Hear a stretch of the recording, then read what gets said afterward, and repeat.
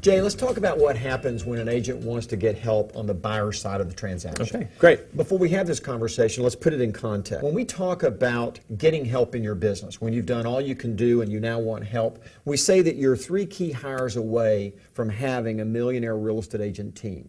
That's right. So the first thing we do is we hire administrative help. We hire an administrative assistant, an executive assistant who could become a assistant executive. Yeah, that's right. And if you make the right hire, they will become an assistant executive because they will not only be able to do the administrative work, but they can take total responsibility for all of it, not only doing it, but also hiring the additional help so they can manage those people so that, in fact, you're only having one administrative person report to you, and that would be this executive assistant. That's right, which hopefully will become your assistant executive. There you go. And they'll let you know, they'll push for that. They want more responsibility. So your administrative support now has you free to work with all the lead generation, converting to appointments, working with buyers and sellers to get contracts, right? Right. Okay, now we look up and we say, okay, I need help on the buyer side of the transaction. I don't want to show buyers anymore, or I don't want to show all the buyers anymore. My first option would be simply to turn to an agent in the office and say, hey, can I pay you a couple $100 to show a buyer today for me,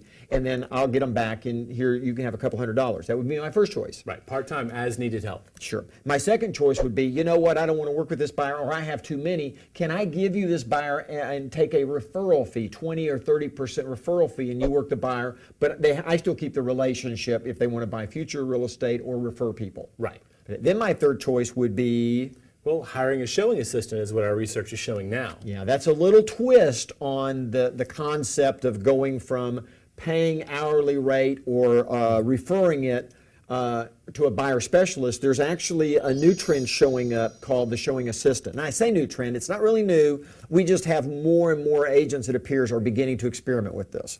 Absolutely. And the market has really asked, a lot of people are asking, how can I really manage my bottom line? And the cost of sales is on the buyer side. Yeah, that's right. So walk me through what a showing assistant might look like. What would they do? Well, fundamentally, their job description is once you have the signed agreement and you have agreed on the criteria, the wants and needs of the client, yes, your showing assistant is going to map routes, help pick homes for them to show, gotcha, and then actually drive them around to see them all. Okay, now but that's it. It's a very narrow job description, and right? it's an assistant. That's it's right. a showing assistant.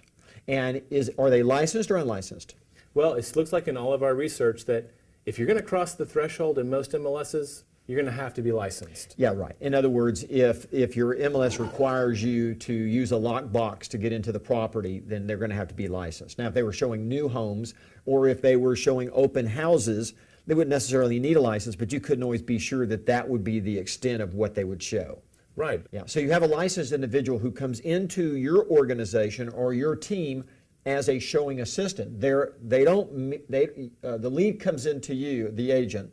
You qualify them, right? You explain everything to them, and then you say, and now because we have a team, you're going to work with, in this case, if I was the agent, Jay. And Jay is going to work with you while you look at homes. When you and Jay find the home that you want to make an offer on, then I will meet back with you and we will craft that offer and make that presentation to the seller.